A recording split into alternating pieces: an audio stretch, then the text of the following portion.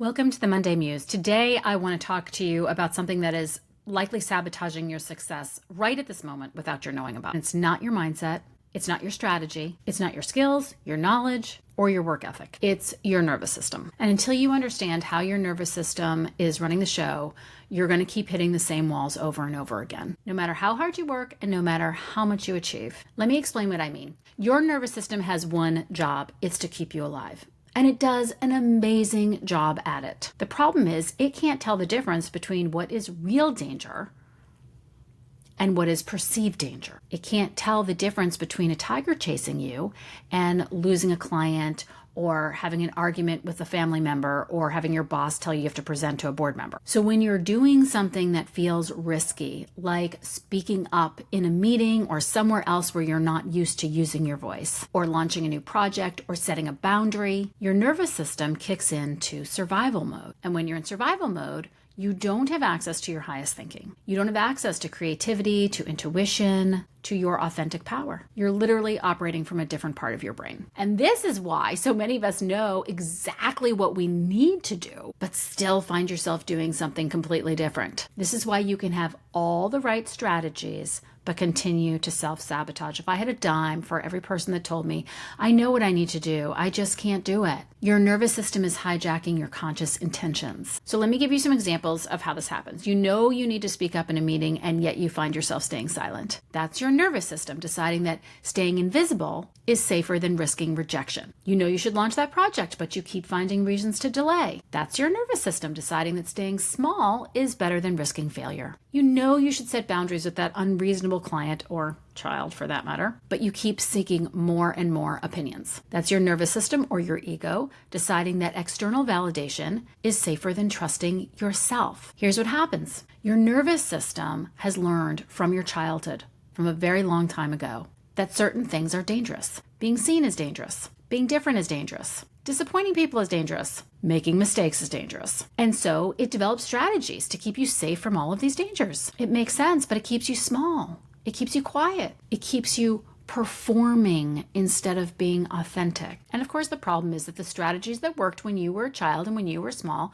don't work for you as an adult. They keep you stuck as an adult. It's what I call living beneath the nervous system noise. You have this incredible, authentic, intuitive power inside of you, your soul signal, but it's buried underneath layers of nervous system and egoic protection. So how do you get underneath that noise to access your authentic power, your inner authority, that soul signal? First, you have to understand that your nervous system isn't your enemy. Your ego is not your enemy, although it kind of feels like it. It's trying to protect you, but it's operating from outdated information. Think of it like an overprotective parent who thinks it's keeping a 5-year-old from getting hurt. The parent means well, but the protection is no longer appropriate for who you are. Second, you have to learn to recognize when your nervous system is activated. What does it feel like in your body? Is your heart racing a little? Do you get a little tremor? Is your face flushed? For some people, it's a tight chest or a tight abdomen. For others, it's a clenched jaw. The key is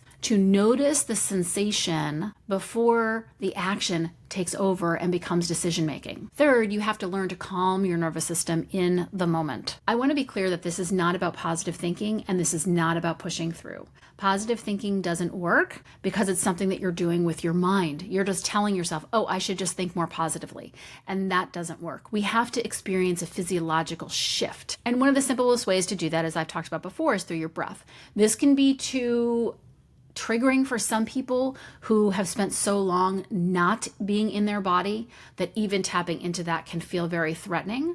But if you are able to breathe into the count of 4 and out to the count of 4, that breath rhythm, the in-breath and the out-breath, is evening out your sympathetic nervous system and your parasympathetic nervous system. The part that says get up and go and the part that says rest and digest. So when you do that breath, you are literally balancing yourself out. But if that's too hard for you, maybe it has to be something like feel your feet on the ground or hear the furthest away sound that you can hear. Anything that brings you to the present moment where you can consciously slow down, this signals your nervous system that you're safe. And so you can't think yourself into safety. You can't think your way into telling your nervous system you're safe.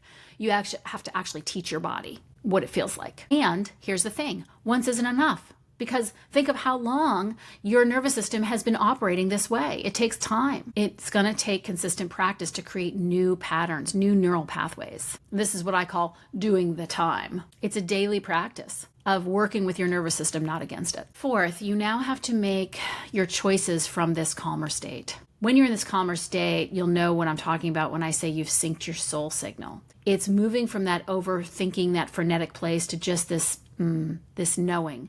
Might be something you know that you don't want to know, you don't want to do it that way, but you know you need to. And this is where you begin to really clear the static of your soul signal and you begin to access that deeper part of yourself, your essence self, your authentic identity, however you want to say it. It's beneath the ego and the nervous system noise. When you're calm and centered, what is it that you actually want to do? What feels right? Here's a good question to ask yourself.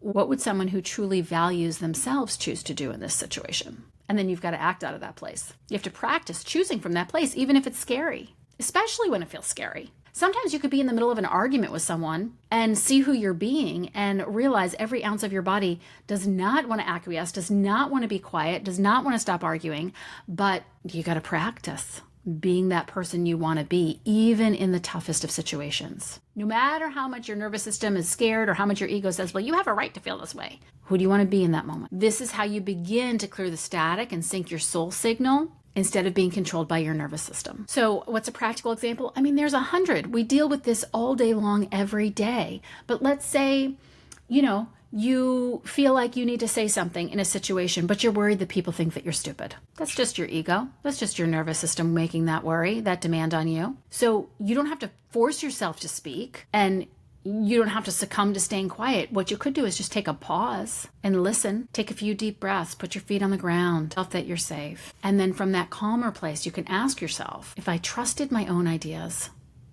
what would I do?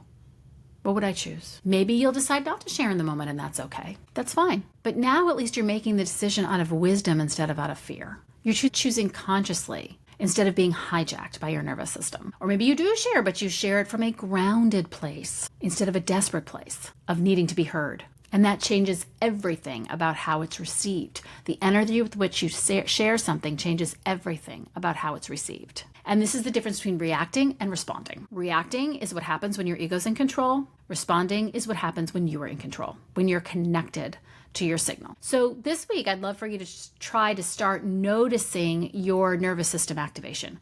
How does yours in particular work? Get to know this part of yourself a little bit.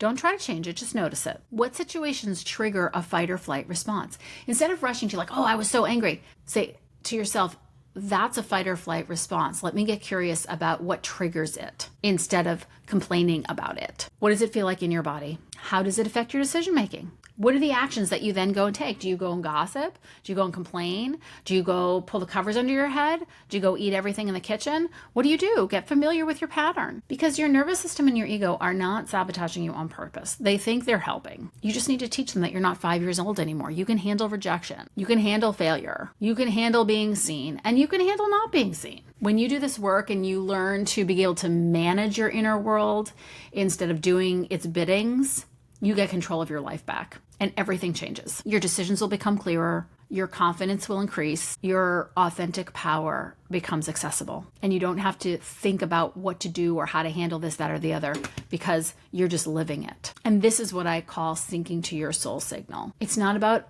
muting yourself or eliminating nervous system responses. It's about learning to choose from a deeper place. So the upshot is your nervous system has been running the show for a long time, and it's time for you to take the driver's seat. If this made sense to you, hit the like button, subscribe, follow, share what your experience has been. What's one situation that you know your nervous system has been sabotaging you? And let's together bring the light in to these situations.